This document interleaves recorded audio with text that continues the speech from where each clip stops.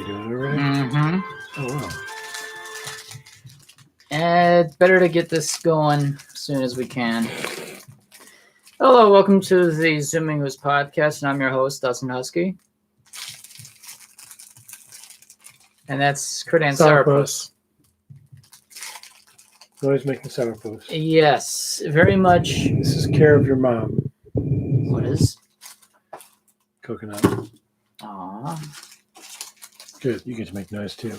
I'm going to hold off on that. We know that. And we already got 2 likes. Hey, Alpha, how's it going? See, I am going to share this with The world. the world. And of course, you know what? I'm just gonna. So, how is the sourpuss? I'm okay.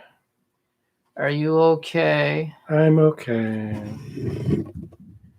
Are you being a sourpuss? Yes. Holy cow! The last just 50 views, although that's just podcast channel, but paste.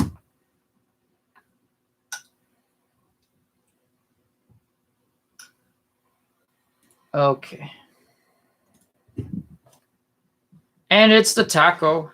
Hello, taco. Go for a taco right now. There we go. But not a drunk sourpuss. He is not being drunk sourpuss. No. But I'm going to have a beer. So, Sorry. Buzz. Getting the noise out of the way now, As is tradition. so I don't have to do this later. You should have brought a bowl. Cat didn't think through. Actually, you put a lot of thought into this so far, except you forgot the bowl. Well, Oh, is that a pickle? No, it's not a pickle. I thought that was a pickle hidden underneath all those chips I could in get the a coconut pickle. chocolate square. I have pickles. Nah, I'm not gonna have a pickle.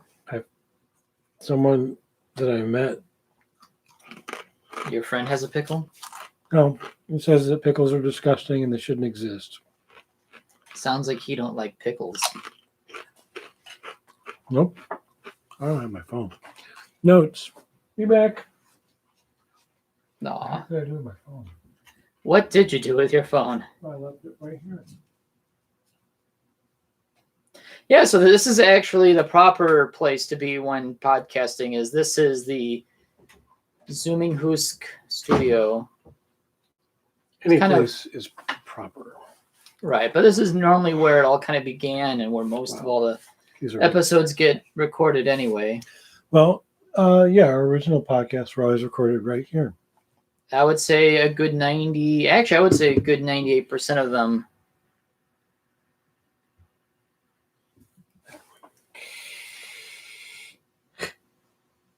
Sorry, I was like, we're like down here. I was like, So how is Poos? I'm okay. Did I ask that question? Yes, I'm still okay. Aw. But I have some things. And a lot of these are not going to make any sense now. I may as well. But I'm going to read them off anyway. Okay, so what's the first Well, the one? first thing I have is Dustin's deodorant protected phone. Oh, yeah. But you were confused on how that actually happened, but to me it just makes Well, sense. someone else explained this to me. What? How deodorant can travel from here all the way down into someone's pocket. That's easy. The shirt is a tunnel and it goes into a hole. There we go. Case closed. And then from there, right into a phone's power charger. If the phone happens to be in that orientation up, Aimed up, yeah. You had, everything was aligned. It was perfect. I mean, you couldn't have planned that better. and that's for the very first time ever that's ever happened to me. So that's the first thing I have. And then I had to have him clean it out because I was going to maybe take a paper clip to it, but that wouldn't be a good idea. So No, it wouldn't be.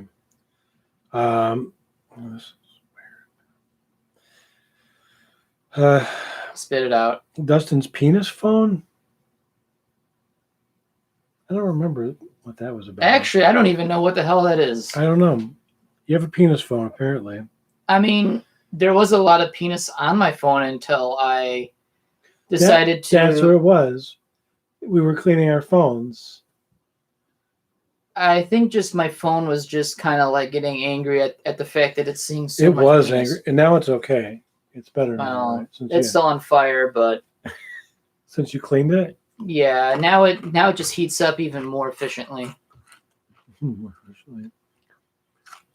Oh yeah, like grass in the phone, because you know what? Oh, yeah. Things find a way to get in somewhere. Life. Whether if it's dust, grass clippings, or deodorant. Or like the actual stick deodorant, the stuff that just kind of like Cakes on and then falls into a clump. Yeah. Yep. So where he was wondering how the hell that happened, to me it just made sense. Like, yeah, the shirt's a tunnel. And it will find a way into a hole if it gets the chance, and it did. Directly into my phone, which was in the proper spot. So now it's logic to me. Before it was like, How the hell you do this? yeah. So what did you thought about that? I don't know. I thought maybe you kept your deodorant stick in your pocket with your phone or something. Why would I do that? Emergency deodorant if you need to reapply. I have a special bag for that. It's called a toiletry bag. Again, your phone could be sitting in there with your toiletries. Why would it be in my bag? I don't know. I have a separate phone bag alongside with my toiletry bag. See, I don't. That's how I travel. I keep my headphones, all my food, All into one bag. all my like Tylenol, soaps and the not shampoo, soaps, not the bottle not itself. Soaps, not soaps. The shampoo not liquid. Soaps, not soaps. Into the bag. So you just grab a hand outside of your bag. It's not even in it's a got a box. Cheeto, but it's going to be clean anyway. It's not even in a And bottle. then just start washing yourself. It's not even in a bottle. It's just I just take the bottle and just squirt it right in there. Yeah.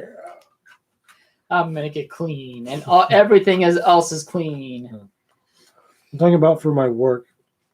And Taco says the phone, it helps keep the phone from perspiring, which phones get sweaty, especially when doing the act of doing things with your one hand and then holding the phone with the other. What act is that? I have no idea what you're talking about. It is called the act of fapping. Up.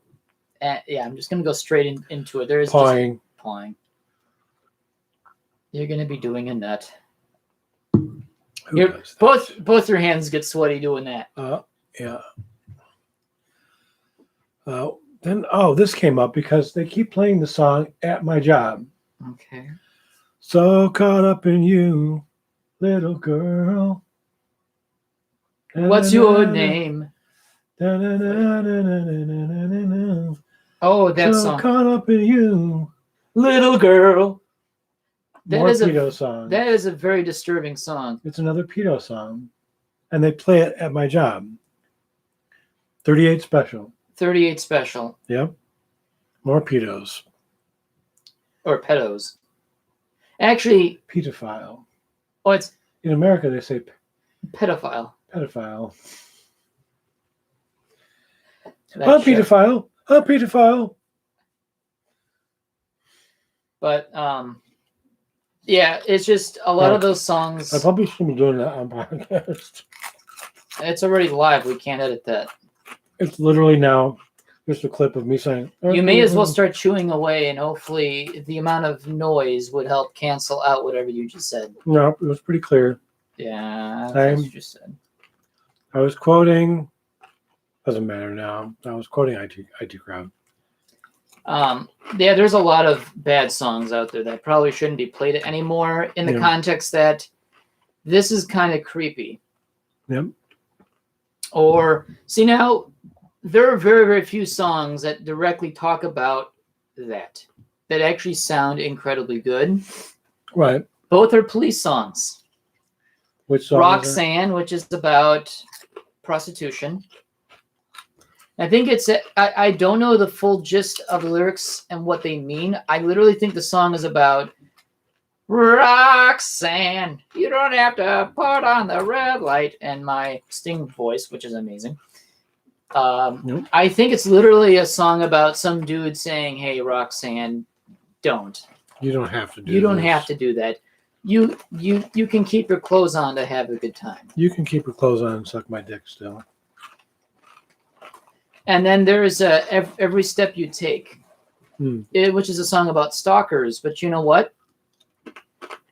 While it is a song about stalking someone, this is actually literally upfront saying, yeah, this is a song about some dude watching some other actress and everything that she does, but they're being fully upfront with it, which in some cases isn't a problem because you're literally going to be, oh yeah, we did this on purpose. Yeah. To show that, yeah, this does happen in the music celebrity industry.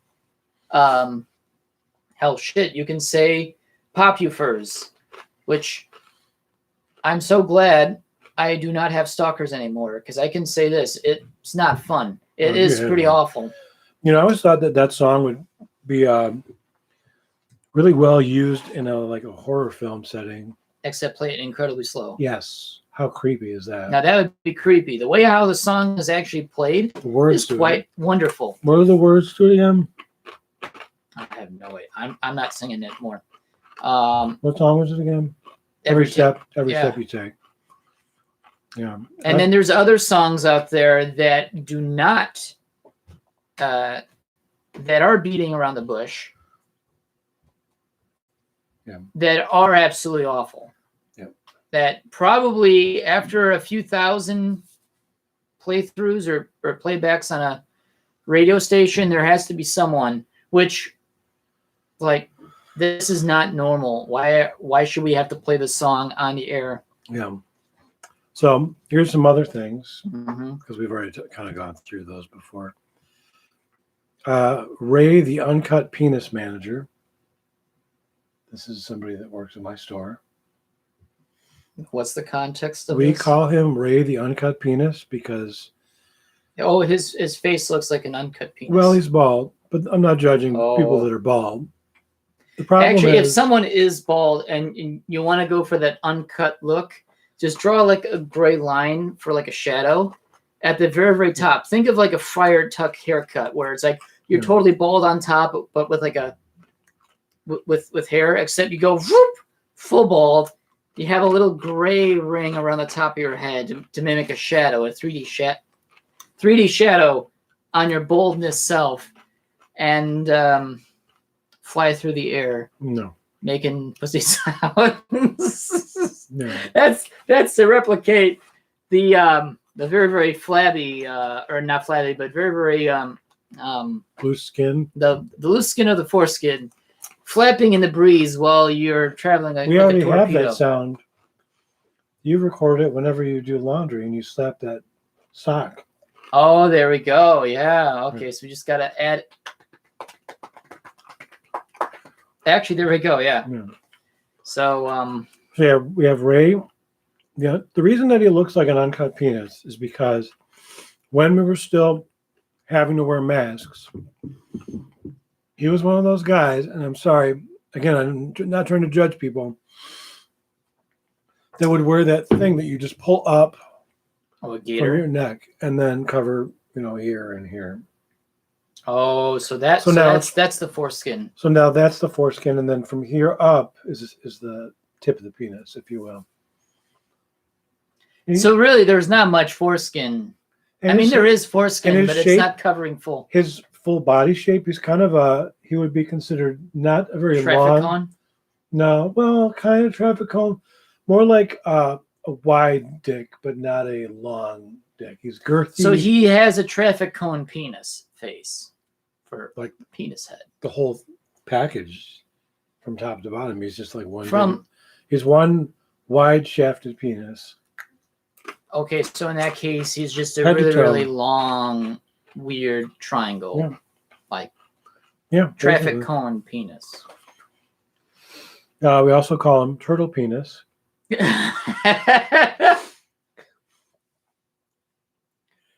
And turtleneck used as a mask. Get the fuck out. Yeah, that was that. Are you telling me this man got circumcised via removal of COVID regulations? Yes. Yeah.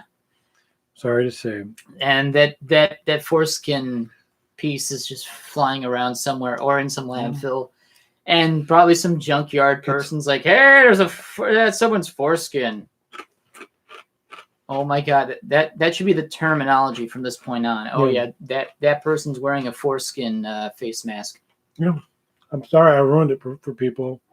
I don't think you ruined it. I think you made it better. The thing about those masks too is that they're fabric, so your breath goes straight through it. Yeah, and they always do that test where if you can blow like a candle or some kind of flame. Yeah. And if the flame moves, it's not doing its job. It's not doing its job. It's not. And if you can blow it out fully, then you really aren't doing it. Like, it's not doing you any favors. No, exactly. I think with ordinary fabric, no. Many, many, many, many layers of fabric, probably, but probably not effective. But the more layers of fabric you put between you and the outside world, the better. But one layer of fabric ain't going to do much. Which actually, now speaking of the pandemic, I've noticed that the Delta variant is even more contagious than the ones that we were facing the whole last year. Oh, goody. Where half, like, so 5 out of 10 people, or even now it's becoming 6 out of 10 people who have COVID, it's the new variant, the Delta variant, than it is the ordinary variant or the first variant of the virus that we've had to avoid all last year. My thoughts is we are nowhere near done with this pandemic. No, they're going to milk this for decades if they. I don't know if they would milk it that long because I think people would eventually get fed up. Well, I mean, this is a phenomenal way to keep your people in check. That's 1984 in that case. Yeah. Keeps people at home. You know where they are at all times. Which honestly, to be honest, face masks don't bother me one bit. I think everyone should wear them, especially if you're feeling sick but you still want to go to work. Don't take a sick day. Just wear a mask. Yeah, you'll feel like shit, but at least your boss knows, hey, you showed up to work. I can piss him off less. Yeah. Or I can piss him off more, and he may, oh, wait a minute, he may leave us anyway. We're going to take care of this dude better while he's sick because he's got to deal with bullshit, which... Especially if you work for somebody like Fat Ryan. Yeah. We also have somebody else in my job. We call it Bumpy Brian. Bumpy Brian? Yeah, Bumpy Brian. Dick Nipples? No, he's just got his nipple face. Dicks. He's like 6'12". He's almost 7 foot. That is 7 foot. Yeah, I wanted to say 6'10", but then I thought he's probably a couple inches higher. So he is 7 feet tall. He's probably about 7 feet tall. He's a big guy. Wait, is tall. he big, he's tall, long. and is he also big, wide? No, he's a beanstalk. He's a beanstalk. When we're sitting in the break room at a table like this, he's still taller than everyone else. No, he sits like this.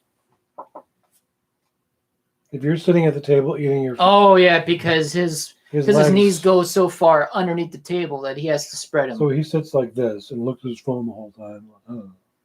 His phone became a penis. Because that's... Penis phone. The penis phone. Oh, so there we go. Full There's circle. another... Yep, full circle. Full circle on we the just pulled a phone. Seinfeld. There we go. But yeah, as far as this pandemic, I'm over it. Well, I'm over it too, in the sense that this is nothing new anymore. MFF was supposed to happen this year. It would be nice if it happened. I hope it does happen. What happens if MFF in November decides to, hey, it's a month away. We can't do this. Yeah. They're probably maybe going to do something like that if things get out of hand, which, to be honest, there are 16,000 cases a day is what they are saying or something like that. I don't know if that's the whole country or a state average. I don't know. Wisconsin's still the number one as far as getting the most number of vaccinated people per population across the country. We're at like 60-70% vaccinated. Really? Like we're pretty high up there. Like for once, we're like in a positive. We're number one. Not as in like drink Wisconsin, I believe. I mean, we're not the drunkest state in the union either. Drive Wisconsin, I believe. Or drink and drive Wisconsin, I believe. Oregon is the most drunkest state in North America. Really? Including Canada, including Mexico combined. Oregon is the most drunkest place to be in North America. And I don't know why. I would think it'd be Wisconsin. We're number 2. But Portland, Oregon is the most drunkest area that you could possibly be at any one point in this country. I want to go there. Like, for some reason, they're just buzzed all the time. No, I don't even think Chicago even comes as close to being drunk. We got to change that. No, we don't. We got to change that. Oh, no. I mean, for once, we're not like, oh, my God, that Wisconsin is all full of drunkards. You know what? That's kind of nice change to not have to do. We can do it. Get drunker. Give all the kids fermented Mott's and Capri Suns.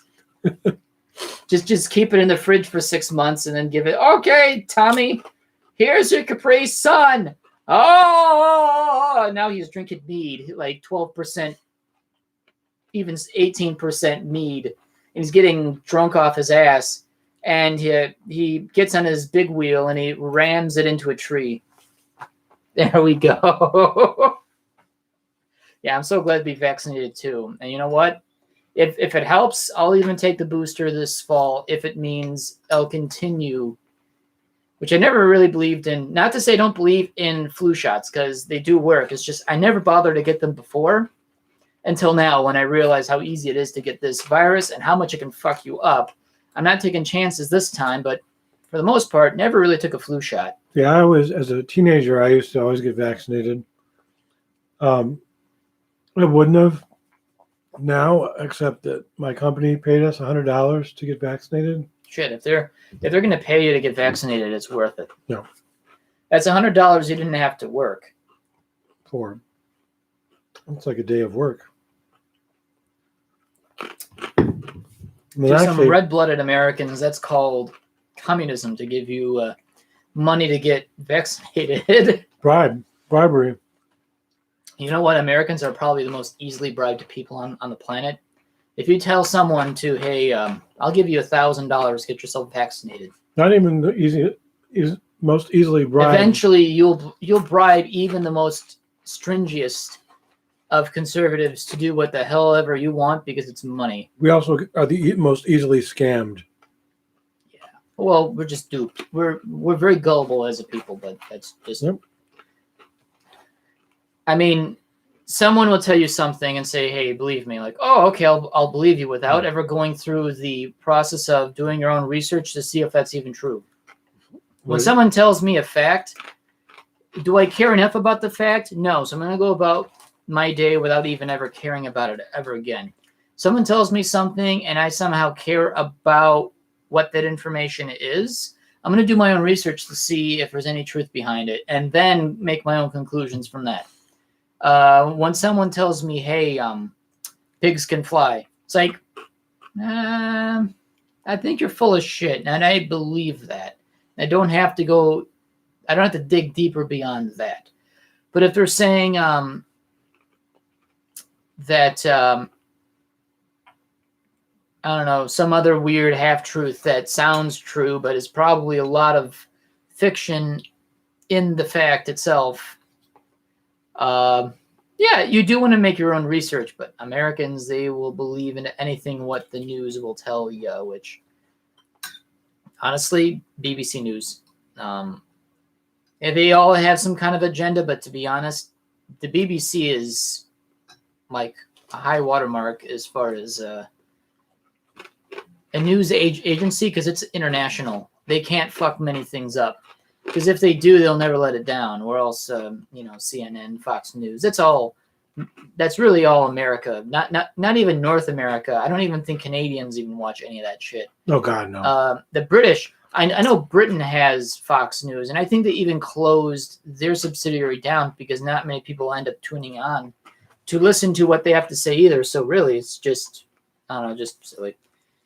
But yeah, expect this new Delta variant to be the next thing we talk about for the next 8 months until something else even more contagious comes up. Who knows? It's going to be Echo, or if that's Echo, Delta, Echo. Yeah, I mean, it's Alpha, Bravo, Charlie, Delta, Echo. I think it is Echo. So do I think a lot of these conventions are going to happen? A lot of people thought Anthrocon this year was going to be a physical con. Well, it turned out last minute they went to an online virtual reality con one more time. Did they? Oh, yeah, they did. They're hoping this would be the last year they'll do that.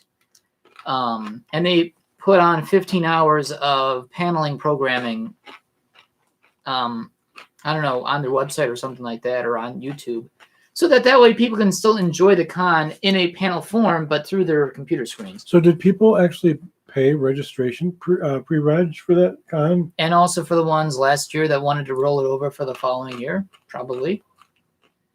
So, but the thing is, with the registration, it helps the con beef up against whatever cancellation fees the hotel may give them. So that actually might help the convention stay around longer. I'm totally surprised a lot of other cons didn't fall through, but eventually you can only do so much before people aren't so convinced, or hotels are also getting fed up. I don't know. Actually, I don't know. It just, to me, it just doesn't seem to be too much of an issue, except that cancellation fees, I'm sure, with hotel contracts.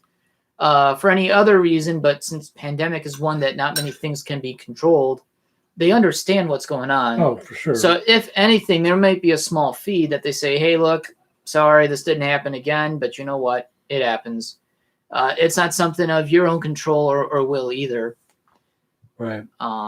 So even for Anthrocon, which a lot of people say was going to happen, a lot of the Anthrocon staff was determined that it can happen, not will, but can happen as a possibility. And then turns out in the end, I'm going to pull you in closer. I'll be back in frame in a second. Okay. I'm here. I can see my orangeness. He is orange. I just hate eating on screen. Aww. But as far as MFF, it's going to be interesting to see. Yeah. Like, I might even plan on going this year. I'd like to. At least show make an appearance. Or at least, hopefully, maybe a near whole weekend experience, too. It's just, yes, I could probably take the time off, knowing the newest news from my boss that I can have personal days in the form of taking a day off, but working one of my other days off to make up for that one day. So, which is fair. You don't work Thursdays. No. And you don't work Sunday. No. So you'd only really need to take off Friday, Saturday. Yes. And maybe Monday. Wait, what? And maybe Monday. The way how I see this, if I take 2 days off, there's only 2 other days in the week that would be. So that would be that Monday and that Thursday, depending on pay period. Oh, because you don't work Monday. I don't work Monday. That's however, right. But you might. I more likely would have switch your Thursday to Monday, and your Saturday to Thursday. Or what I could do is I could work that upcoming Monday before the con as one of those days to work, right. And then work the next Thursday to make up for those 2 days. I didn't think of that, which that could be a possibility too. Yeah. I want to see how much willpower the company gives me as far as what days I want to work. Right. As long as I'm making up for the day, I wonder if they'll just say, hey, so as long as you make up for that day, do I have a chance and the power to actually do that? Yeah. But I would like to go to MFF. I would too. I'm going to make the effort to go. Hell, already- even Tiggs is now normally, and you know me, I end up being the person that would probably rather do the hotel information because I'm pretty reliable. This year, just because of what's going on with new job, but also pandemic, and I'm just busy doing other things. I haven't put too much thought about reserving a room. That's where the Tiggs is coming into picture to kind of do that on my part, at least for this year. Because it's just, to me, MFF has always been a con that after 2015 has been a bitch to reserve a room at any of the local hotels because eventually they run out pretty quickly too. Yeah. I don't have enough energy to be aggressive enough to start booking hotel rooms within 90 seconds. They So sell out within 90 seconds. Have they done that already? What? The rooms. I'm not actually sure. I actually genuinely don't know. I wouldn't be surprised if rooms are already booked right now. Because it's July by now. That would have been done by now. Traditionally, MFF Didn't they do it in hotels May, June? in April. April, yeah. April's the start time when you can get rooms from MFF. If you don't get it within 90 seconds, you're totally fucked. That's of any hotel in the local area. Any hotel. If you don't have 90 seconds of that time of day on a Saturday, God forbid you're working Saturday because they always do it at noon. Unless. I'm working. What's that? I'm working. Well, I Yeah. might be on lunch at that point. It's just, you don't have a chance. No. Unless you know someone who's staff, which can guarantee you a room, or you end up booking a room before the openings. You get a room. If you are able to get a room at the discount price, then you can cancel the first reservation under your name and then use the one with the discount. Or if you don't get any luck with getting the discount room through the convention, then you still have a room, but at ordinary nightly rates. Which what the last we know, what was the normal room rate? for MFF before we totally got kicked out every single time? Yeah. $124 was the last time in 2015. $124 per day. Yes.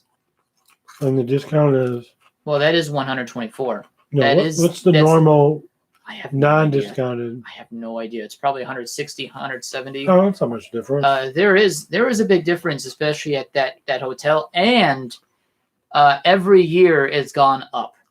In 2012, the same hotel, the same type of room that I always end up booking for every year, and all conventions really, a double twin room. Mm-hmm.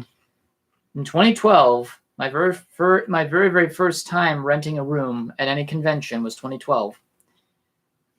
Was $99. Since then, they've gone up every single year with a discount every single year. Yeah.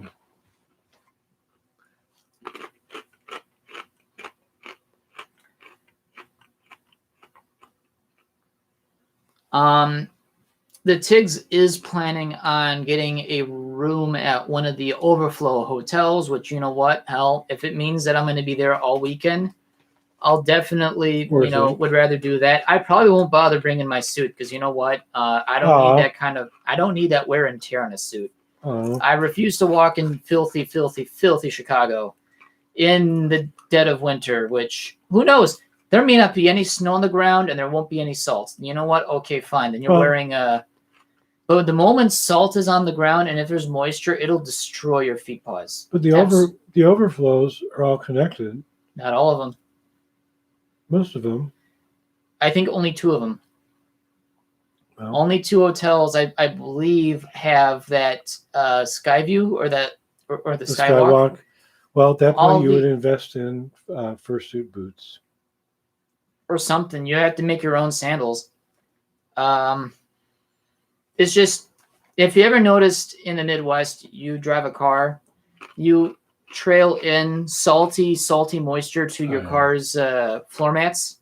They will never come off. It's the same with fursuit feet. You'll destroy your feet. Yeah. It won't tear it up. It'll tear up only slightly because it's surfaces that your feet are not used to experiencing. It's more for flat carpeted surfaces. At least it's a bit more forgiving. But salty mixtures and moisture, you know what?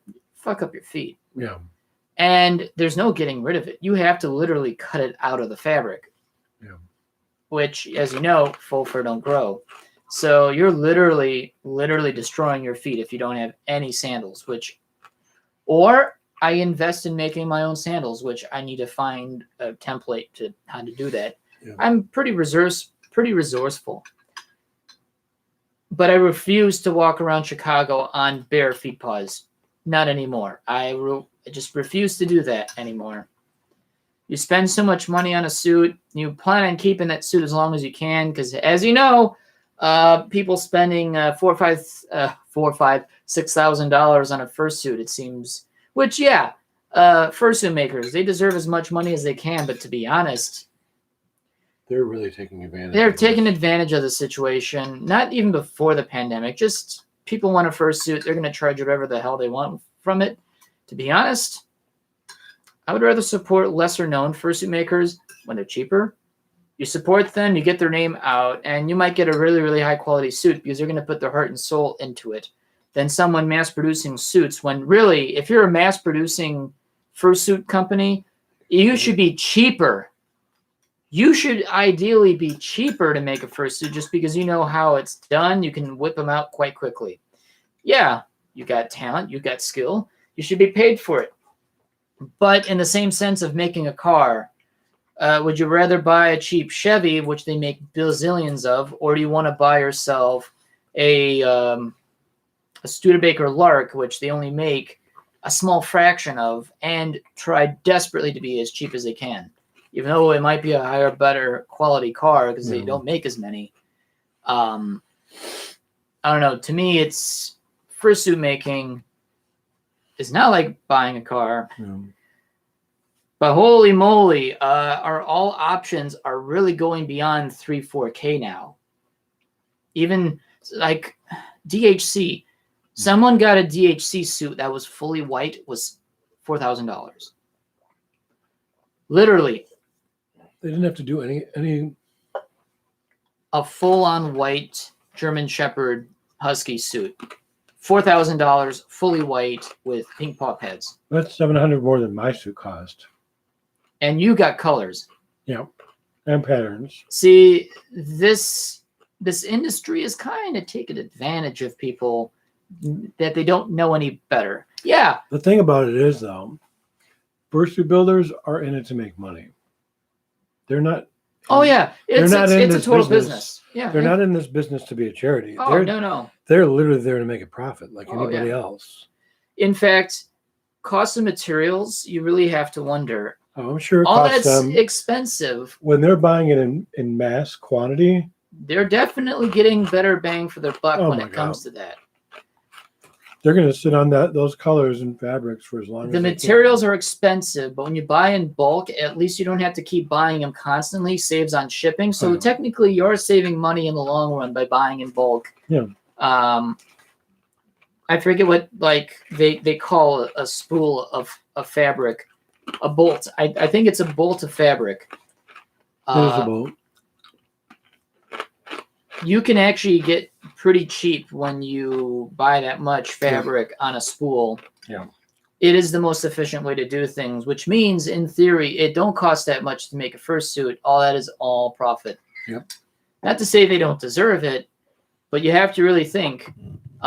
It's going back to making a car. It don't cost that much money to make a car if you've done it enough. That cost of development gets absorbed by the number of units made, and just literally mass assembly. It gets cheaper and cheaper, but the profits get topped on top of the final product. It may only take $10,000 to make one vehicle. I don't think it even costs that. The cheapest car in America you could probably build with all the materials needed. I'm just saying. The materials, exact materials used to make a car could be about maybe $7,500.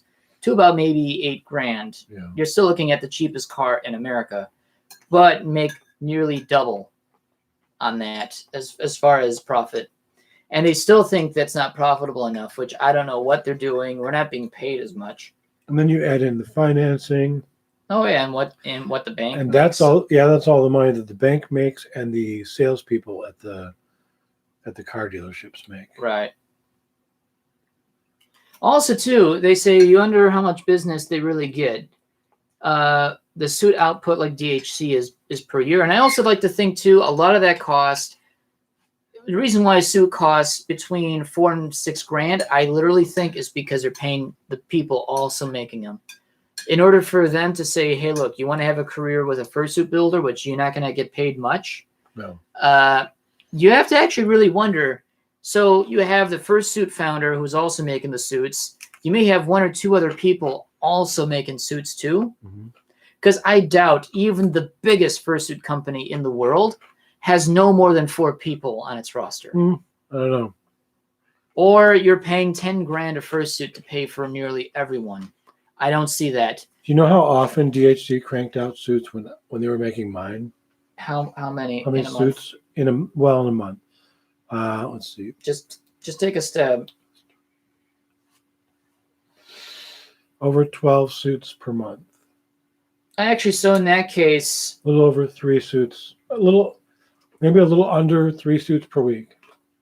so actually in that case, you could probably have a team of 6 to 8 people if the business keeps strumming up. Imagine if you had more customers. Imagine if and you whatnot. had more orders coming in, you'd have to duplicate. Well, it's actually going to be built much like on an assembly line. Right. There's going to be someone who's going to be very well. Now, with fursuit making, I think it'd be better off to have everyone know every single process of making a suit, just in case someone wasn't there one day. Sure. You know, shit happens in life. Everyone's got to be skilled. Everyone's got to be skilled working nearly everything, Yeah. but they focus on one thing that they do best to keep the cycle going. So actually, in that case, if they're making, what you say, 12 suits? Approximately 12 suits per month.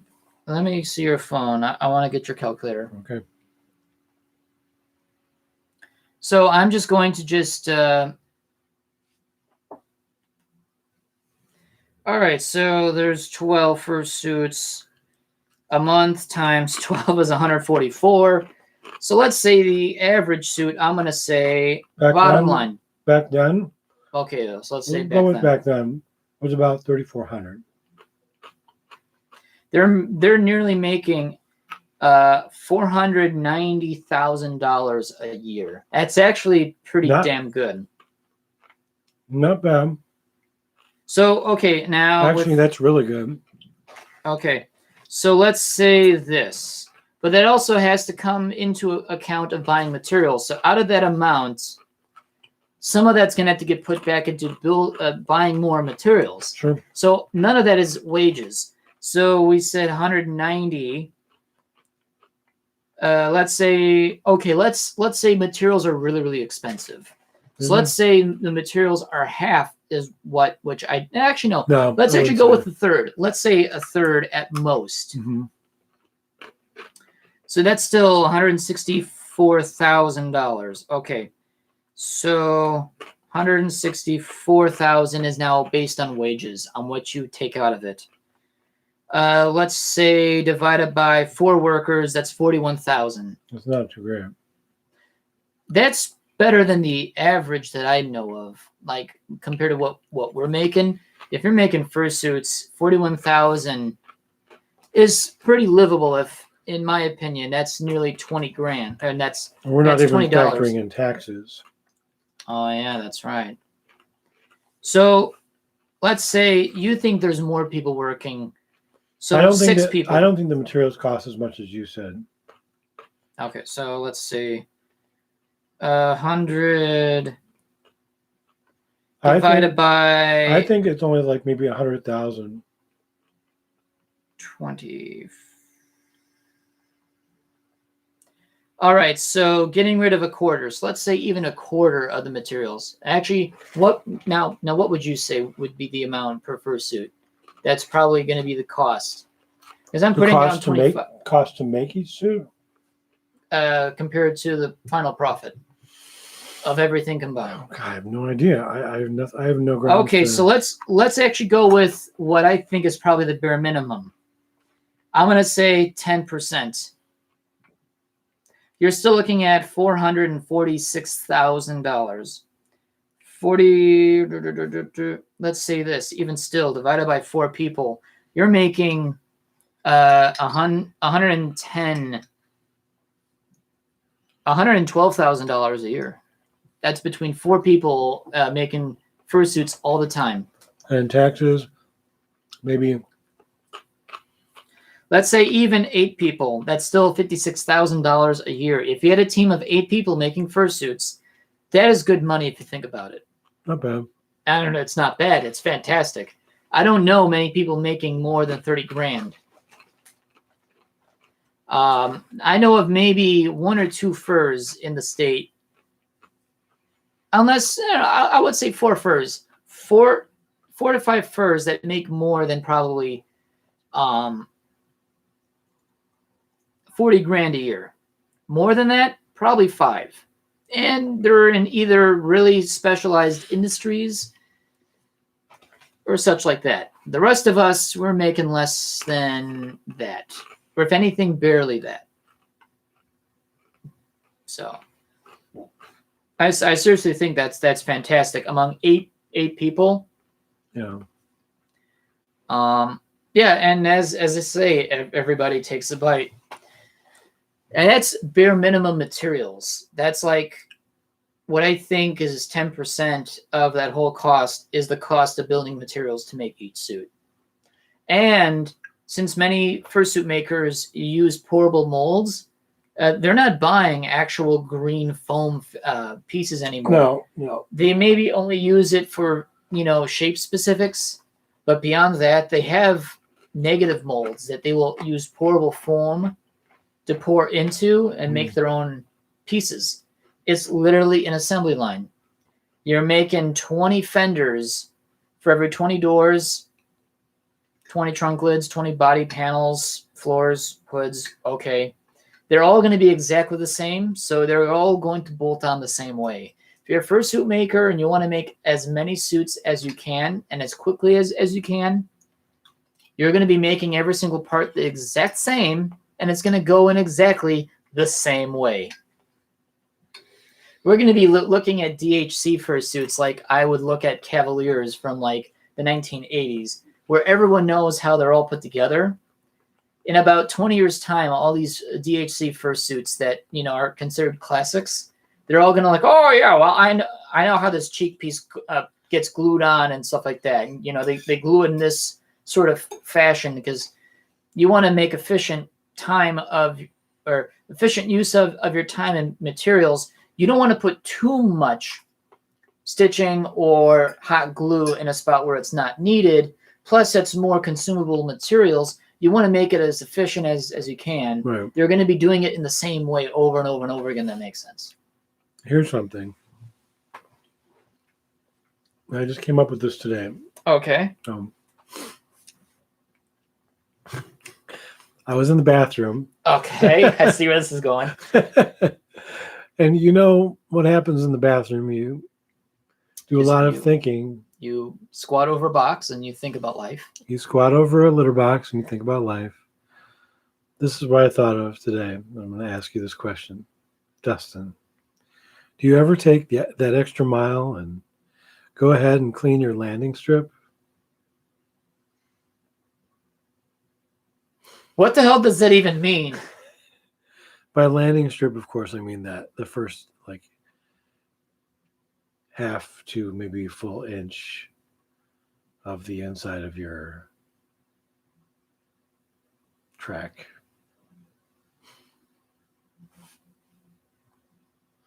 So are you talking about the human colon? Yes, the colon. And what am I doing with it?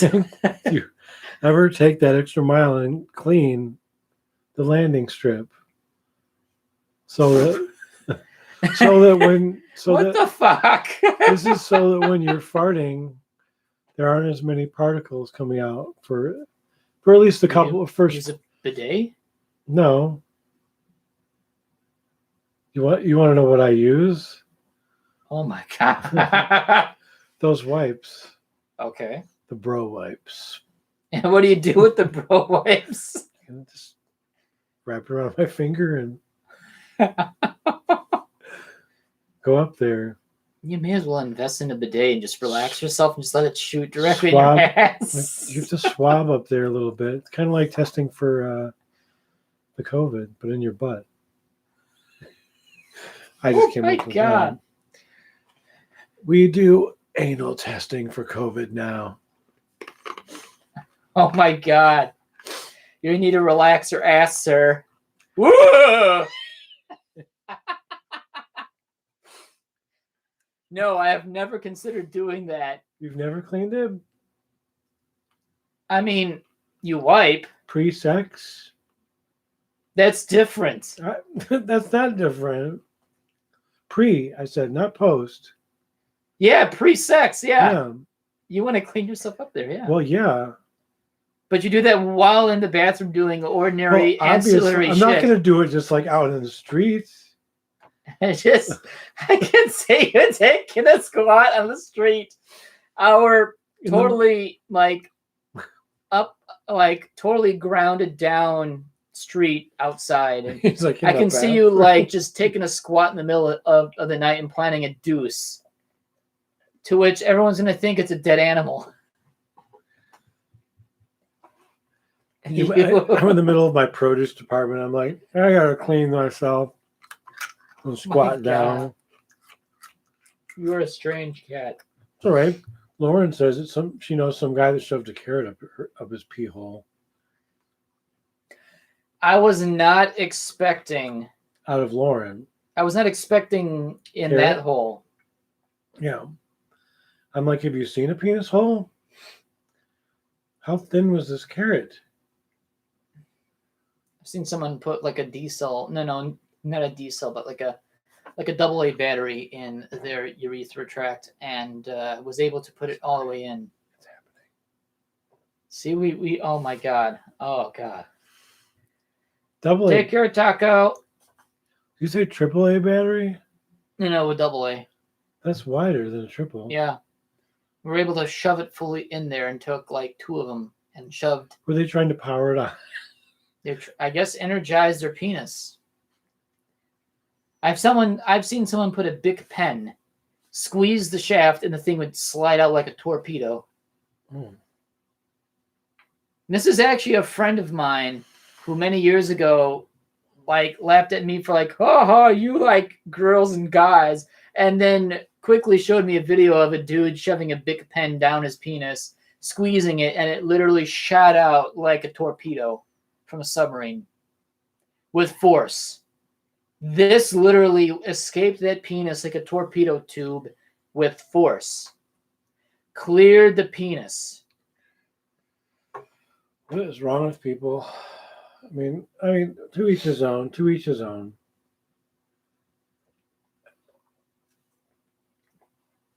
I mean, penis torpedo. Which actually, if you put the penis into a hole, it is a meaty torpedo. It just works the same way. Instead of a torpedo going out of a hole, it's a torpedo going into a hole. What's that thing that you mix when you're in chemistry? A pipette? No, it's not a pipette. And you've got the what do you call it? The glass thing you mix stuff inside. A beaker. You have a beaker. You have that glass stick that you use to mix the chemicals. Or like a stirring rod or something. Yeah, like a stirring rod. Oh, so someone stuck a stirring rod in their penis. Thanks to my buddy Dan. He sent me a video of a guy that did that and then snapped it while it was still inside. Some people are into really, really weird shit. Then picked out the shards of glass. Oh, fucking Christ. I I literally think people are not meant to have any penises at all. If you're planning on shoving no. I mean, that's just self-mutilation at that point. Yeah, there's nothing fun with that. I mean, jerking off does nothing for them anymore, and it's time to shove glass shards in their At dick. that point, they're ready to experiment with anything too, with the point that if they don't have a penis, it might be more exciting than having a penis. Right. Just with that kind of description of, I'm going to shatter a glass vial in my dick, and I'm going to pull out the shards, and it might go through the urethra channel. I mean, I can imagine probably just because Wow. it's a scratch from Yes. working. Fapping too much to the point where they just don't feel anything anymore. So it's like just to feel anything there. Yeah, that's better than an not feeling. extreme. That is a total It extreme. is. Plus, two, you'd have to rub your dick so many times in a day in order to make it so raw that you can't feel anything anymore. And to do that is impressive, which means you'd have to be masturbating once every hour for 24 hours, every single day of the week. Like Destroy Dick December. Is that a thing? That is a thing. It's like with No Nut November. There's two names for December. It's Dick Destroy.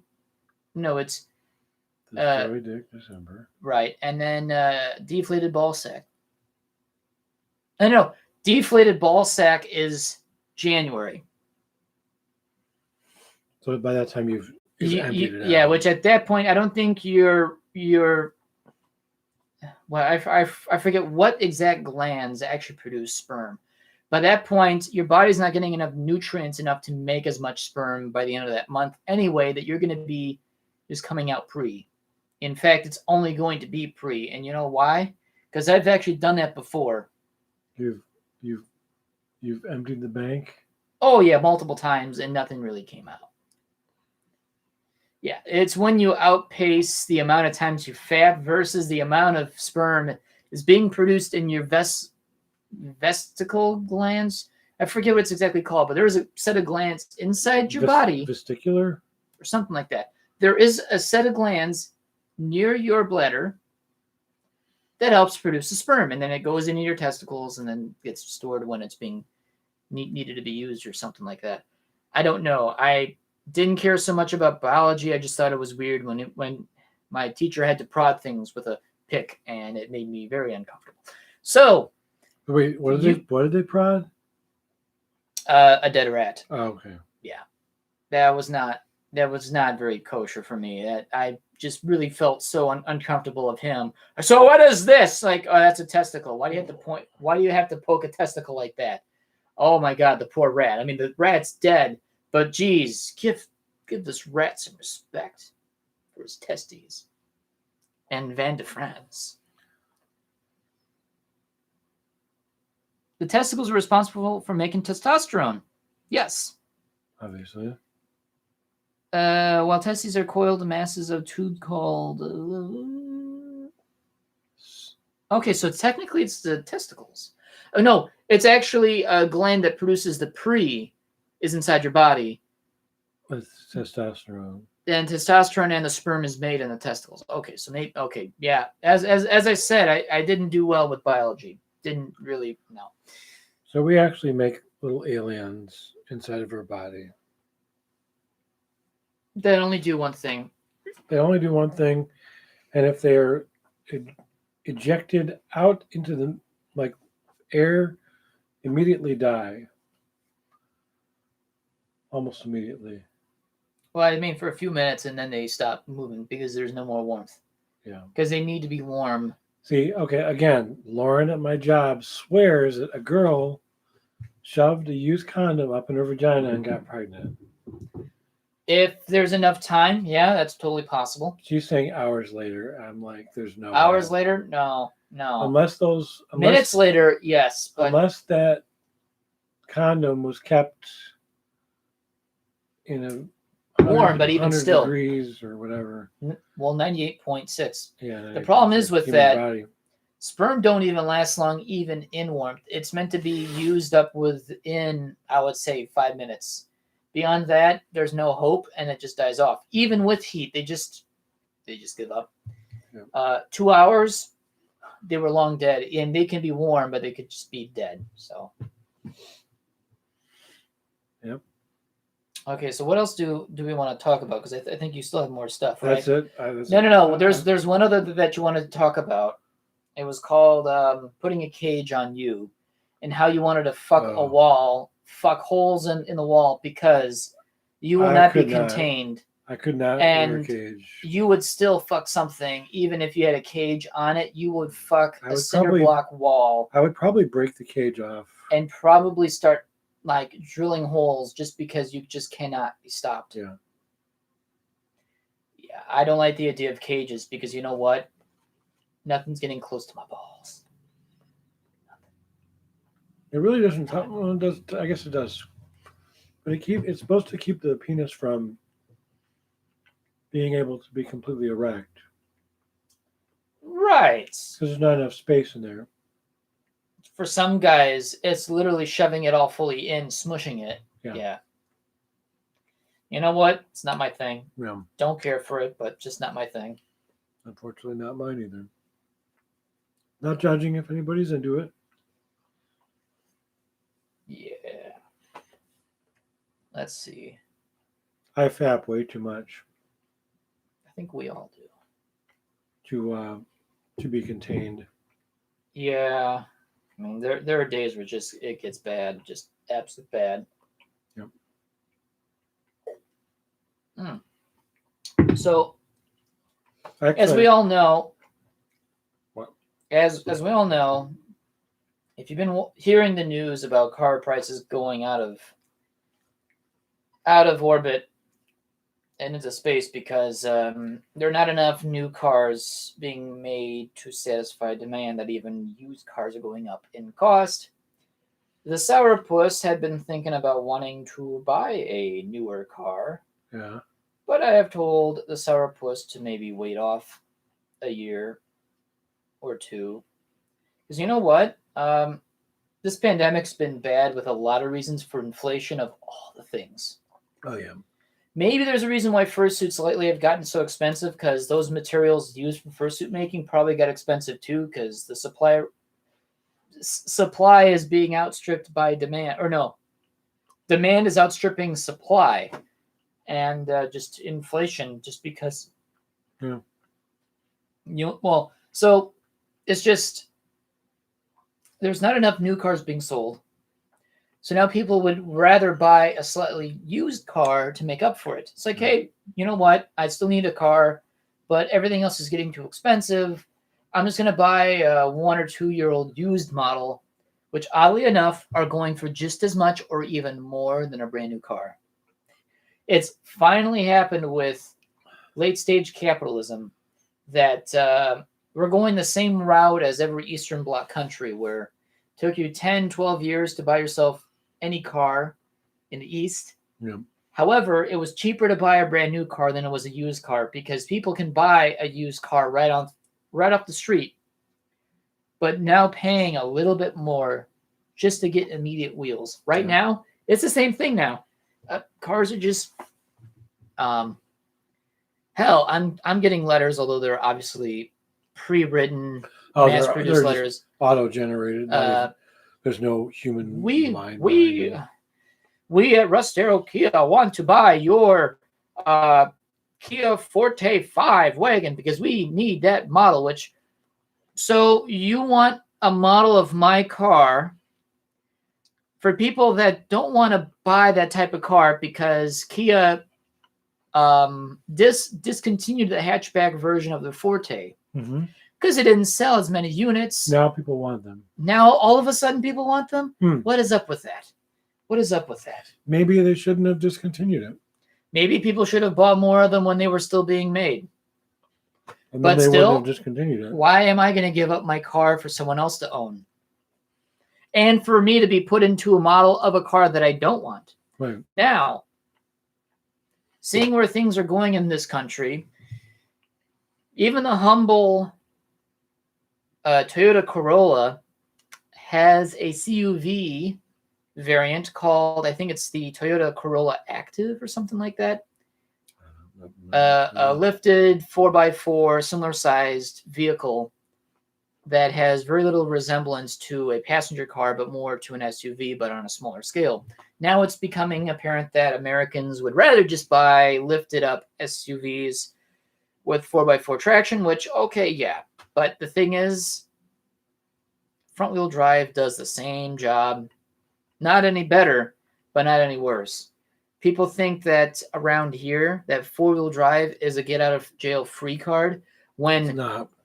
every single winter I see more SUVs on the side of the roads than I do see ordinary Corollas and Toyotas. Because they don't know how to drive in the snow. Corollas and Civics with front wheel drive, because people know how to drive a passenger car. But when you buy yourself an SUV, you're totally clueless because you think you're invincible.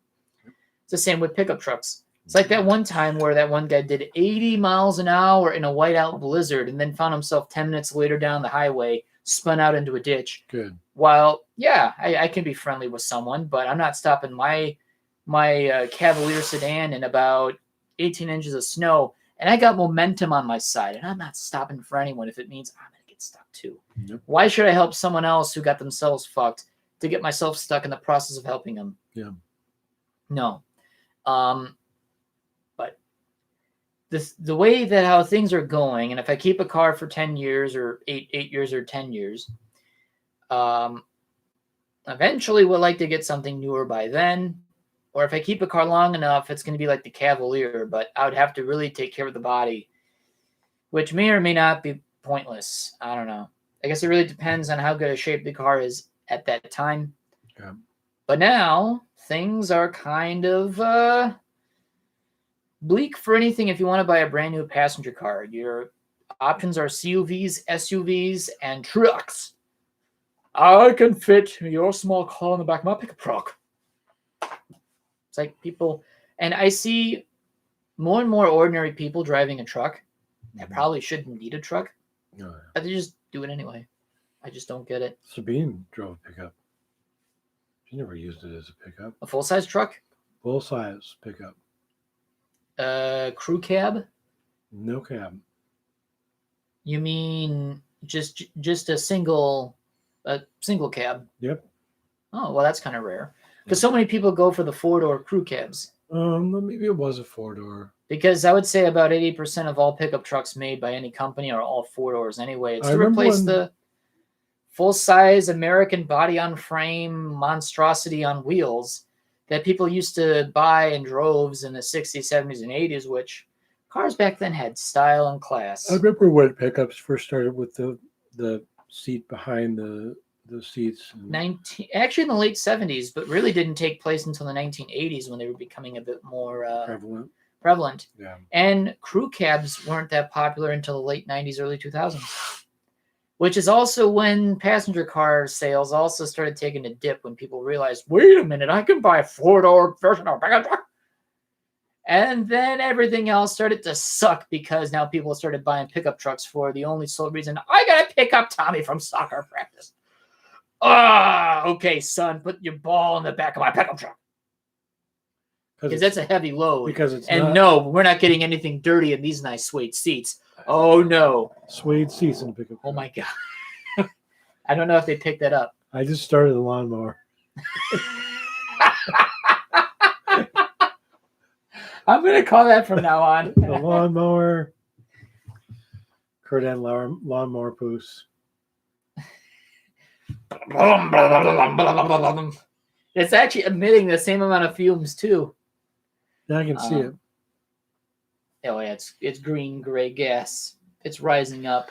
The middle of the image, like right there, is just kind of warping. Also, speaking of fumes and warping, yeah.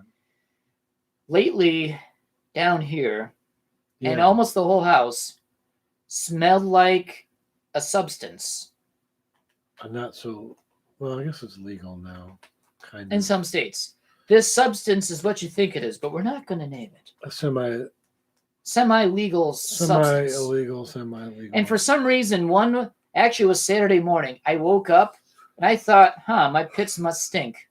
I'm going to apply deodorant anyway. But then I realized, wow, that smell is really, really strong. Yeah, I thought it was me too. Where the hell did that come from? So I didn't think too much about it. And my brother then asked Kurdan if he's smoked anything. Which I have not. Yeah. I haven't smoked anything in about 6 years.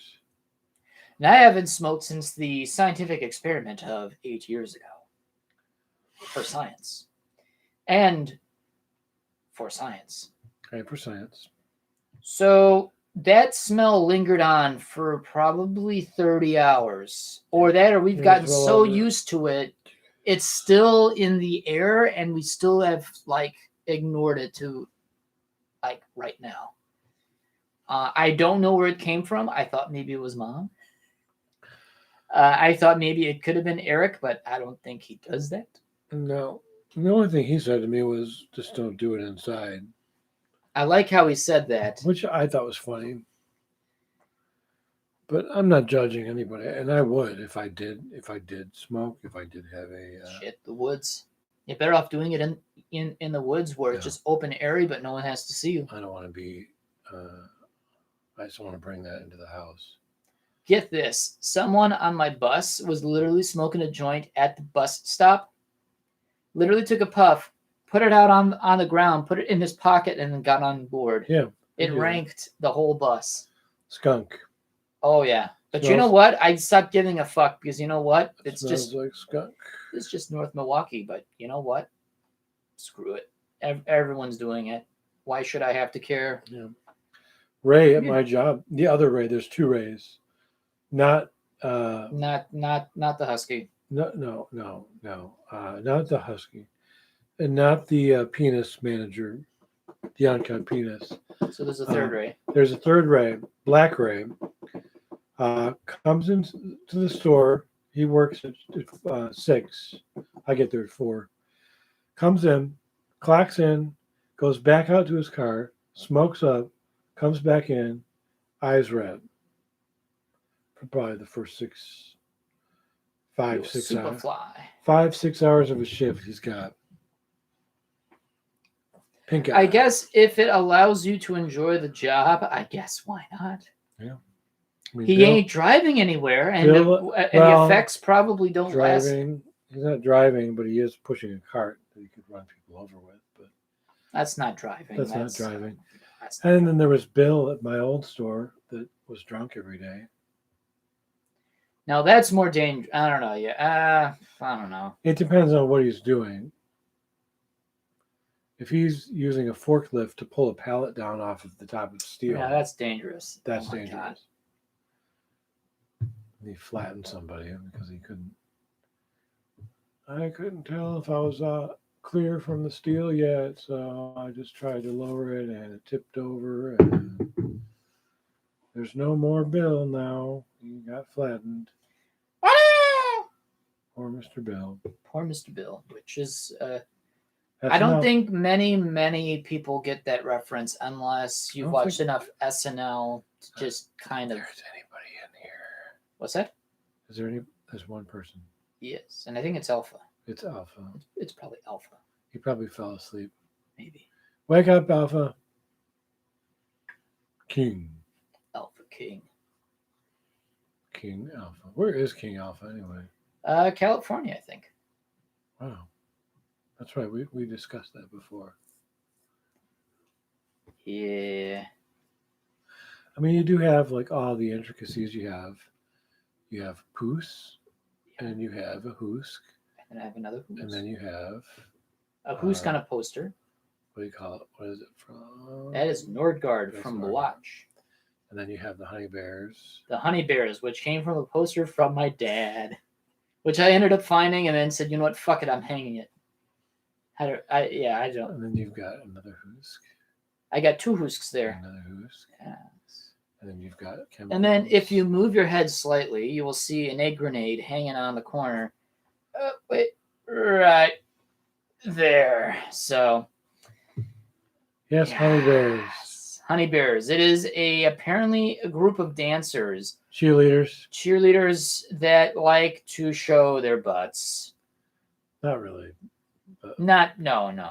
They're going to show. They're a professional dance team. Yes. For a I'm going to start the lawnmower again. Do you mind? Okay. There was a diffusion. It was a backfire. It was a backfire. Oh my god. Oh no, I'm so glad I can't smell things anymore. Me too. But what subject are we talking about now? I don't know. We were pointing at all the things in the background. Oh, yeah. There is a plane. That is a plane. And then right over here is there, and then here is all cabling. That is not connected to anything. No, it hasn't been connected to anything since the 90s. I would cut that. So Just leave it there. It's not that, or stuff it up in there. I don't care. And then that is a Renault Says, or at least a poster of one. And yeah, that's a cardinal. That's a cardinal. And then here's an orange. There's an orange. It says run.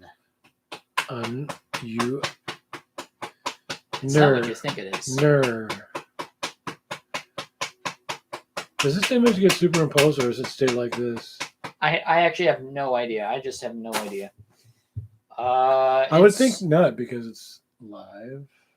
Yeah, it's pretty much the whole camera view is what's being shown. So they're seeing this backwards. Oh yes. And I don't think there's really a way to really change that, but lawnmower. Small lawnmower. It was a moped. Oh my god. Why? It's a moped.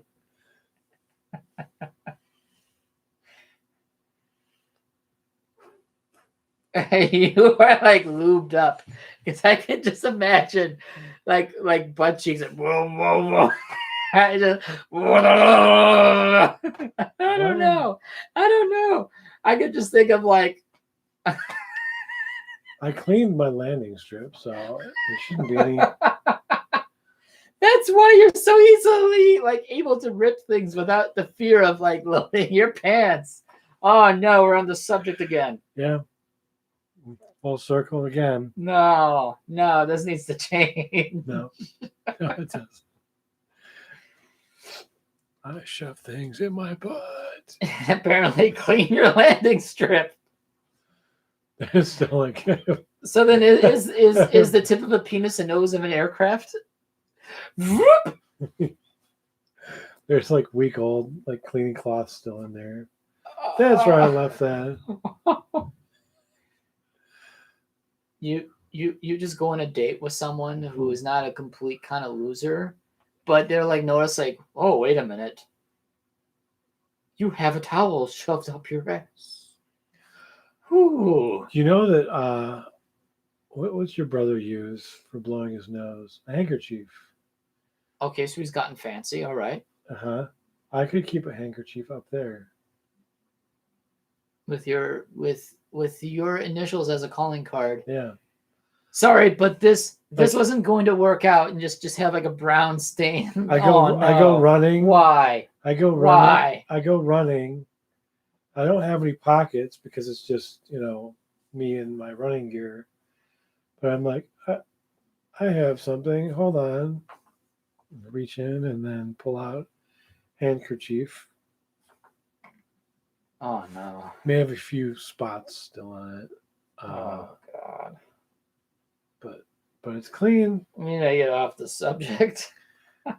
Makes me think of what's her name? That one drag queen. It's the one that kept coming back. I'm not sure. She did they were like, we keep getting armpit. And she's like, yeah, it's fresh though. I'm surprised you don't have an LGBTQ flag in your room up on a wall. You know what? I've been thinking about that for the longest time, to have a bi pride flag and the whole LGBTQ flag. Yeah. Because they have this cool chevron design too, which they updated, which I kind of like the look of that one. Yeah. Because the gay flag is what we think of the bi flag. No, the pride flag. It's officially called a pride flag, but everyone confuses the gay flag with the pride flag because, yes, they look exactly identical minus a few differentiating differentiating details. But I actually like the new style of the pride flag of this past year, because I've never seen it before unless it was new from last year, but I didn't pay any attention to it. But I've been thinking about wanting to get a pride flag and a bi flag, just to kind of like hang up around here and whatnot, just because, you know what, I don't own really any flags at all. Just I don't. Not at all. Not one. I have posters of sexy furries in mechanical thongs, but really, for the most part, I have more calendars hung up on the wall than I do flags, which is none of them. But it is something I've been thinking about wanting to just fix, just to have a nice flag to just kind of like. Oh my god! That was a small engine. Oh my goodness, cat! I can't get the lawnmower started.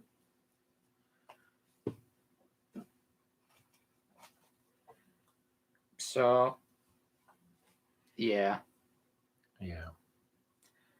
So, Alpha, how was your day? And do you have any questions for us? Let's get in its face. Do they sell any flags in Wisconsin you can buy? Yes.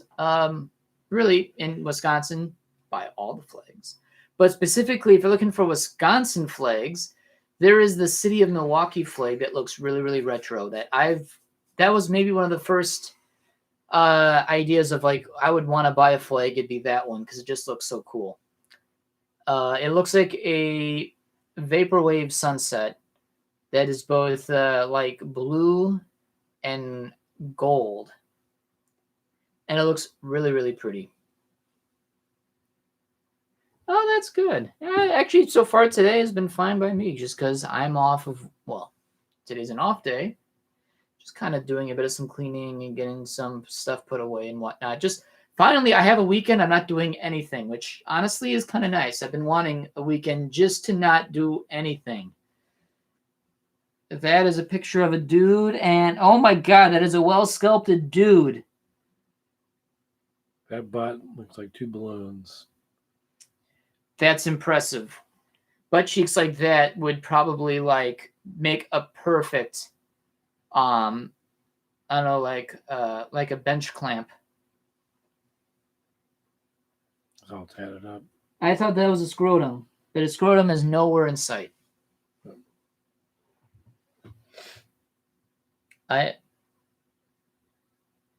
No, that's actual cake or pressed ham.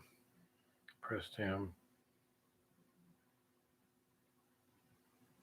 That's cake. That's a cake. I would smack every ass I could see, but then again, that'd be bad. Unless people just show, oh, look at this ass. Go slap it like, oh, okay. And just absolutely just tap it like I do with the washer and dryer sock in the sink and smack. Not aggressively, but just a nice flick of the wrist. Repetitively. Like a wet sock. Full of water. There we go. But yeah, today's been pretty good so far. Probably going to be looking into more, radio disassembly and whatnot. More thinking about more radios. I've actually bought cardboard boxes that I can start storing some of these radios in because you know what? They need a better place than my bedroom floor because I just kind of have them stacked. And to be honest, I like to be a bit more organized. How many radios do you have now? 13. And they all partially work except for one. One of them is a total dead as a doornail. Bottle of soda probably exploded on it. It's on the toolbox. That one is so dead I can't even power it up. Nothing powers up with it. Some of them, the lights work. And that's the one that looks so much like my old pickup. Yeah, it's an old typical GM 2000 series ETR radio, which it literally is almost identical, probably a little bit older, but the knob placement's the same. this Yeah, the sideways feed. yeah, that's cool. The sideways feed is definitely a signature for that type of. Oh yeah, like this is typical G. Oh my God, cat! Oh my God, you're my salad. You might actually get that. You might be able to get this radio to actually work. Holy Christ, cat! What have you done? Does it work now? Well, oh no, this thing is totally dead. I had it. This thing is so sticky. Give it to me for a week. I'll fart in it. The thing will I'll just smell. I'll get it working. So yeah, this is just GM Delco, and this is called a 2000 series radio for this type. Would like to get some 2700s, but I have to dig into either bigger B and C body GM cars and trucks because they still use the old classic two-post straddling the radio face. This is just all one whole unit that's just meant to fit into the dash. Now, are you more into classic radios and cars than the current ones today? I can say it's like with any older car, the radios back then just had a lot more class, and these styles of radios I kind of grew up with for the most part. I mean, most of all my family were all buying GM cars, so this was literally kind of the type of radio that I grew up turning knobs and getting yelled at on long road trips. And oddly enough, we all mostly had tape decks, and the only ones that ever really used tape decks while in the car was my mom and dad. No one else in the family, when they bought a car, they'd say, oh yeah, we'll actually go for the tape deck unit, which you can get one of these things without the tape deck. But I never seen anyone else in my family use a tape deck, except for my mom and dad. Just kind of odd the way how that works. And I'm not that very good with electronics, and there's a lot of things that people don't know about me, because when I was a lot younger, I used to be into tearing things apart and then putting it back together. Whether if it worked or not afterwards, I was young and stupid, so I did it anyway. But there was a, I forget what it's exactly called, but it's kind of like the do-it-at-home chemistry set. Mm-hmm. But this is the do-it-at-home electronics set. And I had a lot of fun doing that when I was younger. I didn't understand what I was doing, but I enjoyed the fact that I could make sequences of circuits to make something work. And I thought that was actually pretty cool. Or like one that has like a small rudimentary radio receiver, like knob and whatnot and tuner, that you can actually get a channel or like a radio channel to play on this board, which actually looked pretty cool. But I'm more mechanically inclined, but not electronically inclined, but I want to change that. Modern radios would probably annoy me. And there's not much special about them because they're all meant for one specific model, for one specific dash. This type of radio from 1980 until like, actually from up until 2005, these types of radios, or, you know, their species, as you may as well call it, will all fit every single damn GM car they ever made. They'll fit in, they'll bolt on just fine. Nowadays, my car is double DIN, which I could fit any double DIN radio in it. For 2016, that's quite rare because a lot of cars, you have a double DIN radios. You can fit in a lot of single DIN or double DIN aftermarket radios in that car. There are some manufacturers that will use their own proprietary radio for a model only. Yeah. So Ford Focus radios only work on Ford Focuses of that time period. That's as proprietary as you can get. Yeah, and there's not enough what you can do with it except from one Focus to another, whereas from this time period in design, you could literally change the radio face of a radio, put it in anything that would fit that type of radio. And I think really at that time, GM really had three types of, actually they had many different types of Delco radio, but really 2000 series and the 2700 series were the ones they used the most. They had CRT radio units in Buicks and in Cadillacs, which was kind of cool. I wouldn't bother with any of those because I don't have enough interest in CRT, but also finding a means to fix it, I don't know, it just doesn't interest me. And CD players just doesn't interest me much because as a format, it's great, but after a while, you realize there's a lot of shortcomings to that. I don't know, tape decks are pretty simple. You can really rebuild them and whatnot. Yeah. And they're simple for me to actually strip down, take apart, test with a voltmeter, and then understand what's broken and what's not. That's just the beauty of it. What does that say? I'm sick of quarantine, bruh. I'm ready to be in a restaurant looking like this because somebody sizzling fajitas came out before my food. Yeah.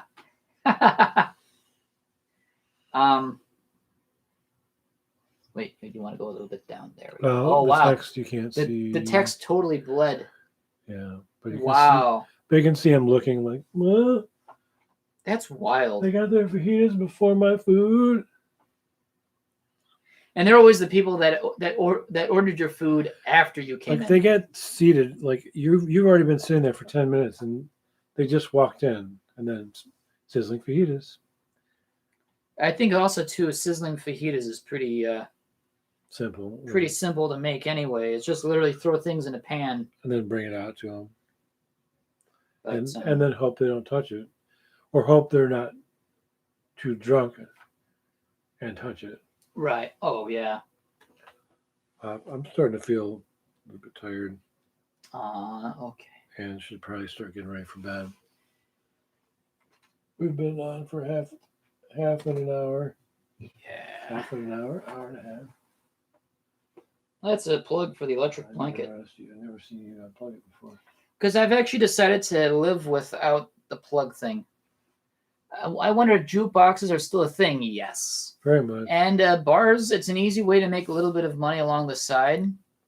They'll put either a set of playlists that will always have forever in a jukebox, and they never change it, or they'll change the jukebox with different songs to generate more revenue for it, because if everyone's going to play the same 20, 30 songs, eventually no one is either going to pay that money again to play the same damn songs all the time, or I just don't. Well, it's a jukebox, so people can go on their phone and queue up songs to play on there.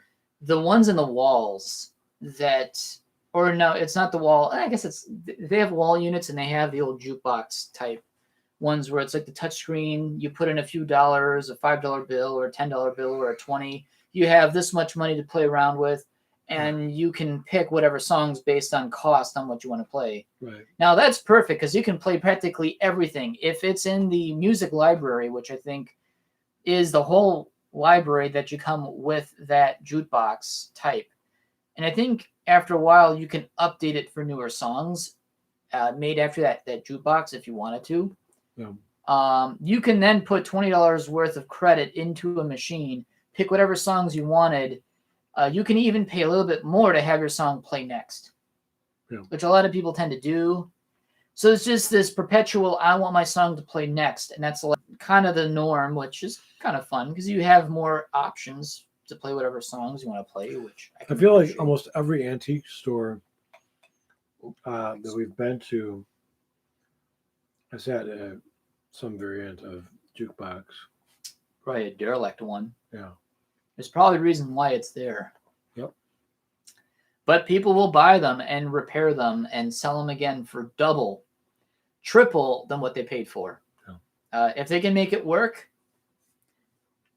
even better. Or if they can retrofit them with a touchscreen somehow, spend some really, really big money on it, but making it still look like an old classic 60s, 70s jukebox. Yep. You know what? You can sell one for maybe $8,000. Yeah. And you know what? Some bar is going to say, hey, I don't know how much an ordinary jukebox goes, but you got something that's got style, something that's been renovated and rebuilt. I don't know. They're just kind of cool. Would I want a jukebox? No. Bringing up the antique stores really reminded me of the purchase that I almost made. Remember when you and me went to that one place? Oh, and- that bomber jacket. Yep. Which had a lot more wear. Not just wear. It was really worn out. It just looked cheap. It was military issue, but I think it was really, really worn out because it was made in sometime in the 1980s, or even could have been 70s. No, And I don't think those things were meant to last that long anyway. he makes them now. Oh yeah, like brand new ones. Yeah. To look like that. It was worn. To look used. It looked nice though, and I thought I looked good in it. Then I probably convinced you to just not buy it, and you're better off buying a brand new You didn't one. convince me to not buy it. I convinced myself to not buy it. Ah. And then the guy even like offered to drop the price by like $20 or $25. You can buy them for $100 flat for a brand new one. Brand new, never been worn by anyone.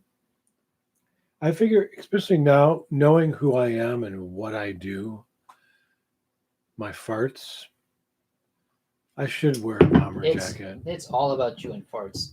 I should be wearing a bomber jacket. I should be wearing a bomber jacket all the time. I literally am a kitty bomber, There we go. right? Actually, at that point, if you want to wear a bomber jacket, you may as well actually buy a reproduction leather bomber jacket. Yeah. You may as well. Because to be honest, the leather ones always looked classy. You Yes. may as well just go with that. Yeah. You may as well spend the $150 that they are On quality. on a high quality leather bomber jacket. That's what I'm thinking, because what I was looking at was not real leather. It was like pleather. Actually, no, it wasn't even leather at all. It was actually nylon. Yeah. It was a cloth nylon. It was not leather by any stretch. It looked nice. I mean, I think I took some pictures in it. I can't find it. But the rayon or the cotton liner was totally ripped on that. Yeah, that's the problem. It was somebody who didn't fit in that coat probably tried to put it on it. To me, I think it was probably used in the service and was just so worn out that. And I think even the military will give you a clothing allowance to buy new equipment. Yeah. There's a reason why servicemen all over the world are given a uniform allowance a month for that same reason. Yeah. Oh, hey, you lost a few buttons? Well, you don't want to get caught by whoever's your commander or your officer in charge. That your uniform is unsoldierly, and you might be given some shit for it. So you're going to use whatever clothing allowance you currently have to buy on buttons, re-sew, so that you don't get in trouble. We have new uniforms coming for work soon, and we had to spend a credit that was issued to us to order our size. But we only had 2 days to do it, and after that, you don't get to order one. Period, or just? I don't know. It's so stupid the way they had it set up. It sounds to me like they're trying to get a more accurate head count of what they need to make per store. But here's the deal. It's Walmart. We have a revolving door of employees coming out of these stores every day. Does it really matter? Doesn't matter. You're going to end up having extras because in 2 weeks, 3 weeks from then, you'll probably be down 20 or 30 employees. Yeah. We have people. And all those vests that may not even be returned. Right. We have people in our online grocery pickup who are celebrating 1 month anniversaries. I've been 6 months at my company, and no one's ever batted an eye about it. We have 1 month anniversary celebrations at my store. That's when you're really scraping the bottom of the barrel when it comes to that kind of. Jesus. I was laughing. I was Kramer laughing hair. hard. I was laughing hard. You are getting Kramer hair. You need a haircut. You just need to come. Jerry, my cones and rods, they're all screwed up. You just come in the door and just be like, Already lost. yeah, I'm out. I'm out.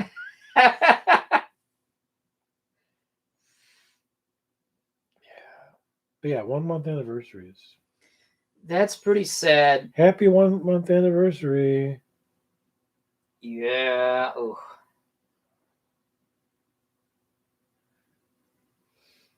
Also, too, I don't know, just the ideas and thoughts of radios. I got one to show that apparently people are crawling up my ass to get, which I already kind of have an idea of what I want to use it for anyway, but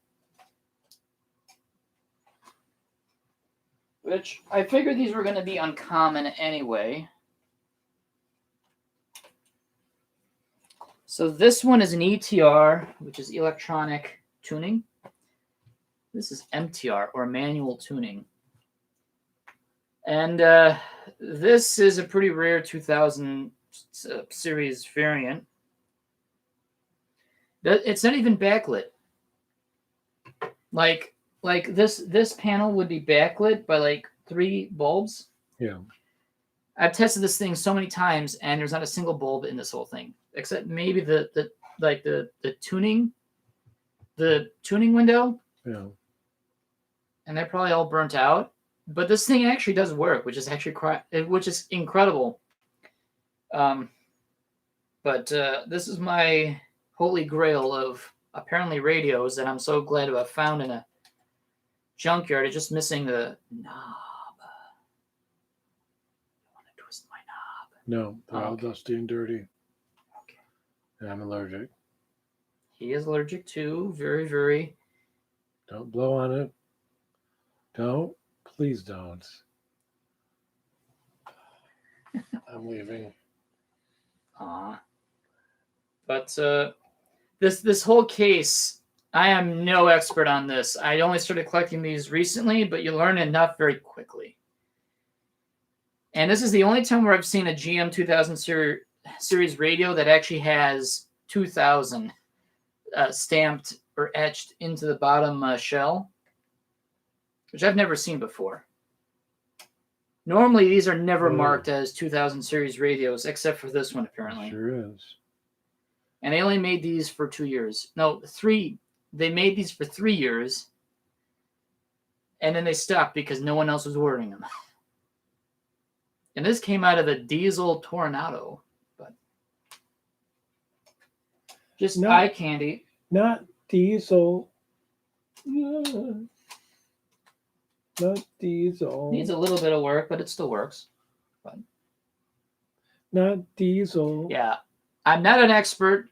Could never be an expert in anything because I'm always still kind of learning. I learn and absorb as much as I can, but beyond that, I'm still an idiot at the same time because I'm still going to do dumb shit.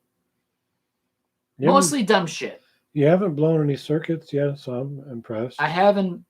Yeah. You haven't tripped any. It's only 12 volt actually. This is only 12 volt systems. You haven't tripped any circuit breakers. Circuit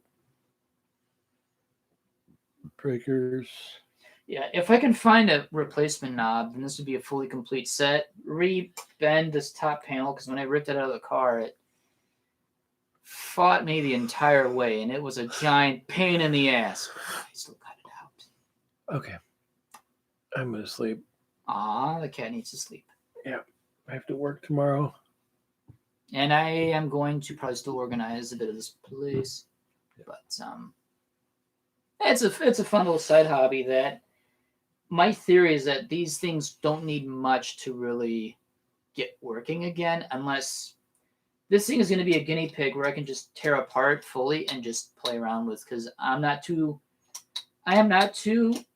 close with this one, so I can strip it for parts. The others I'd like to see if I can get working again. So yeah, I think it's about good time. It's almost going on an hour, 45 minutes. Yep. Yeah, it's not so bad. Nighty night, sour butt. Yes. That's a good name. That's probably his next Twitter handle. Yep. Care of King Alpha. There we go. You have begun something. Oh, there's a King Tamari. Aw, Tamari. And I am Prince Hoosk.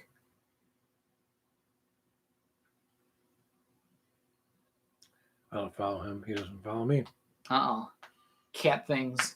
I don't care. Very much cat things. And Donald? They lost an arc. Yes, they have. That's from Arco. Oh, Arco. Yeah, it's probably a good time. Yeah, I think so. There's some things I kind of want to get done anyway, and stripping this dude again for the third or fourth time, and this time really going balls deep in it to understand continuity of circuits and seeing what the fuck I have as a really sad and depressing radio, which this came out of a car from nearly 500,000 miles. This car had 492,000 miles on a 1985 Pontiac Grand Am, an N-body, notchback. And was quite amazed that the car lasted as long as it did, and it wasn't that overly rusty. I think it just, either the guy just said, you know what, I don't need this anymore, I'm just going to junk it, or something minor happened to the car, wasn't worth fixing, and then junked it on top of that. Or it was a fully working car, and they never bothered to sell it on the auction block, because they said, who wants to buy an 85 Grand Am with close to the distance of going to the moon and back in mileage? There's not much wedge you can make with that. So, should be interesting, actually. I want to know the continuity of displays, because these displays always go out. And I wonder if it's just a continuity issue or bad solder joints or something. Again, just not an expert. I'm relearning some things I knew as a kid, and then slowly diving back into it now. It's about 18 years since I've played around with that kind of stuff, but I've played with soldering irons before. But now being serious about it and actually trying to make things work, that's the new step of this. So, yeah. Well, I think it's about time, don't you think? Yeah. And we chatted enough around this time. Actually, 2 hours is kind of where it normally is anyway, so. Yeah, I'm done farting around. Quite literally. Yeah, literally. About there's I think I ran out of gas. That's impossible. You're right. That's impossible. As soon as we're done, I'll just start again. You rip up a storm anywhere. Oh, don't you dare do it. Something else might come out. No, I was. Oh, okay. I was readjusting the ass crack ratio. You were shifting the cleftal horizon so that it would freely be a bit more accessible through the mesh seat of your chair. Yes. My goodness, Kat. What have you done? Yeah. Instead of the actual traditional fart sound, it's just going to be silent and deadly. And it's like that one SNL skit of... Mine are never silent and deadly. No. Oh, goodness. It's like that one SNL skit where they have the gas right strips, except it spreads the butt cheeks apart. It's like, you know how the breathe right strips on your nose expand the nasal passages so that you can breathe a lot more smoothly and soundly at night. Now there's a new product, Gas Right. No, wait, what's it called again? Gas Relief? I have no idea. It works the same principle as the Breathe Right solution, where you would put the strip on the buttocks, and it's supposed to spread things out. So that way, when you relieve yourself, it's almost as if nothing is happening at all. And all it is a dude in an elevator. There is one seat of a dude tooting away in an elevator, and everyone's like, oh, come on, Phil. Oh, no. And then the next scene where he's wearing the strip, where it's just him being silent, and then all of a sudden, dude, really? For real? So it actually doesn't really, do anything as far as, oh, yes. It's supposed to reduce the smelliness. No, it's like, yeah, you can go anywhere and everyone's still going to smell you from a block away.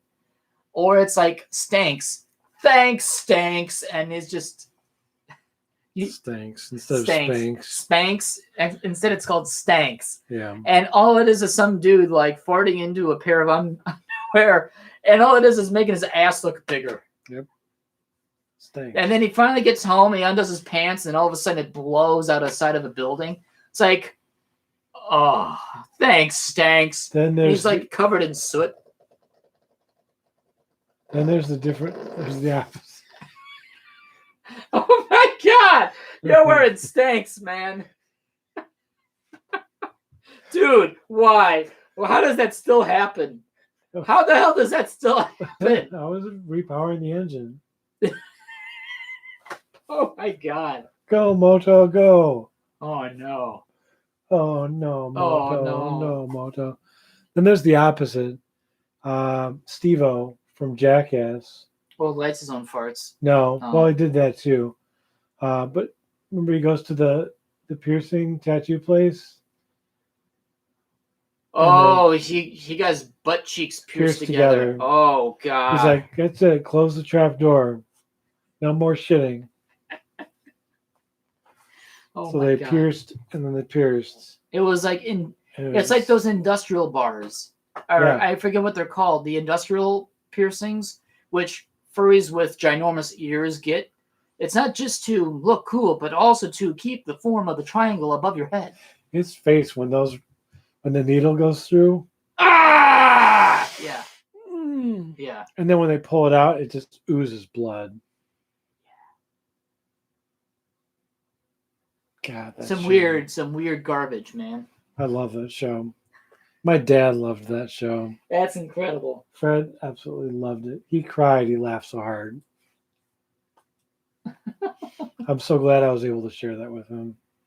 That is. Yeah. Okay. All right. Almost 2 hours. Oh my God, I gotta sleep. Yeah, it's about time. Sorry, Alpha.